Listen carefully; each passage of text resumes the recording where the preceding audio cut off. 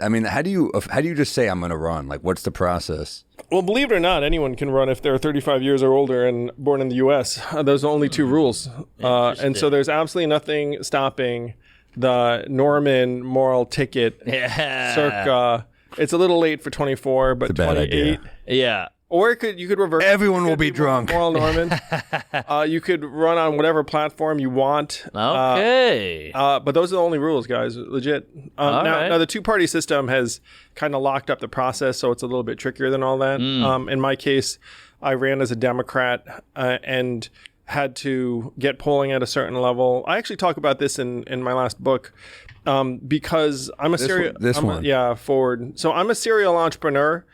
And I just saw it as an entrepreneurship challenge. It's like, okay, how do you get on the ballot? How do you get on the debate stage? How do you raise the money to compete, et cetera, et cetera? And believe it or not, there are a lot of parallels between that process and what you guys do. Come on. I think there are 3 overlapping fields. And I try and explain this to people. Politics, comedy, professional wrestling. Whoa. Those 3 things intersect Jesse Ventura. in very, very serious ways. Yeah. So, Jesse Ventura, I mean, Trump was a fucking wrestling villain if you actually go back to it. That's right. Like kind of anti-hero hanging out with McMahon and the crew. Yeah, old shit chest McMahon. People talk about The Rock all the time running for president. I mean, it's in part because he can just go in and command a crowd. Guys, I was at a number of political events, and literally they would say 60 seconds, go, and you're essentially cutting a wrestling promo in front of a bunch of people. So my wrestling fandom really paid off. Yeah. Because I would channel DDP or The Rock or whoever the fuck in that moment. But when you're a comedian, it's very similar where you get in front of people. Yep. Now you guys are big time, so people who come to your shows actually know and like you.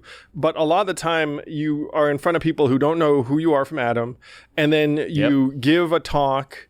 You try and catalyze emotions in them. So in your case, it's humor. In my case, I actually did use humor sometimes. And then you literally hope though too. You got to use hope. Hope sometimes, sure. Yeah. And change. And then you inspire them, and then you're literally like, hey, I'm Andrew Yang, I'm running for president, I'll be back. And then you come back and you hope the crowd's a little bigger. I'm sure that sounds pretty familiar to you. You do guys. the road. You build your audience. So I worked bars, bowling alleys, like you name it. So did we. In Iowa and New Hampshire. What's the worst crowd you ever had?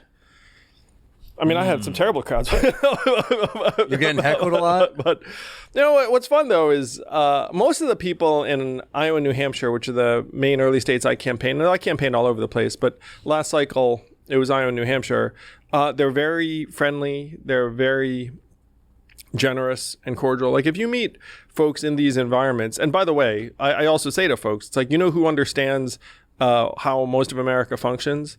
Comedians, road comedians. You got that right. Because you guys go in front of crowds all over the country. They're not particularly, yes. I mean, it's one reason why Trump is as prominent as he is. He's essentially an insult comic, political figure, plus media figure, plus everything, like kind of plus pro wrestling villain, all lumped together. And he's become this movement leader, essentially, in a way that the system doesn't know what to do with. He works out like his nicknames, he works them out. I see him working them out where he's like, he'll be like Fat Ron DeSantis and he gets nothing. Then he's like Meatball Ron and I get to laugh. He's like, that's in the act. Yes.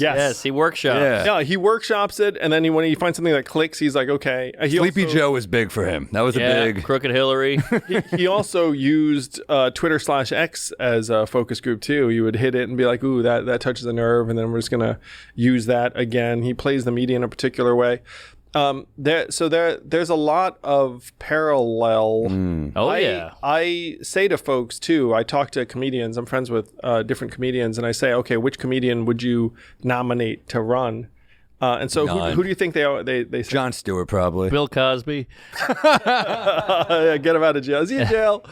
I think he's too old, or they pulled him out. He's touring. I got to say, I did see a Bill Cosby. It was actually at a Jon Stewart benefit. It was like one of the Wounded Warrior Project. It was before we all knew he was, a sicko and everything. So he's there, and then he did an act, and it was the darkest act of all time. Bill Cosby. I'm raping the woman.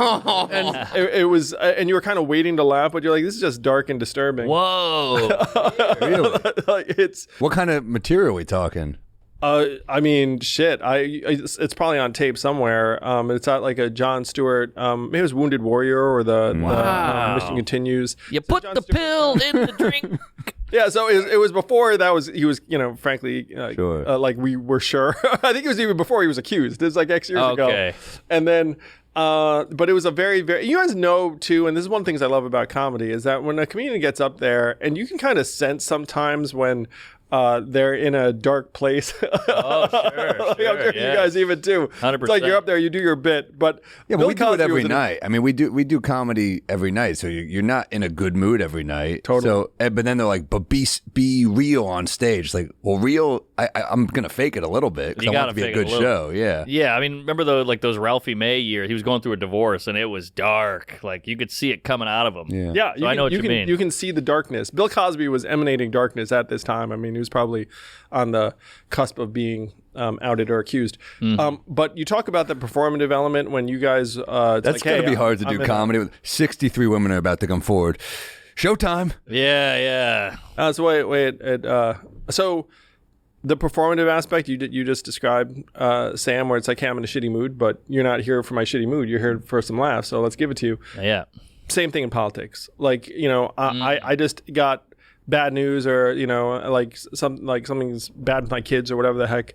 And then you're in front of a group of 50 early voters in New Hampshire, and they're not there for your personal shit. They're there for the uplift and inspiration. So then you just freaking put it on. The best example of that is W. Bush. When the 9/11 happened, he kept reading the kids' book. He was like, oh, yeah, so the bunny hops twice or whatever. Well, they need to know how it ended. Yeah, that's true. That's true. Second Tower. That's how it ended. Hey YouTube, thanks for watching. Please do hit like and subscribe and hit that bell if you want to be notified every time a new episode drops. Thank you.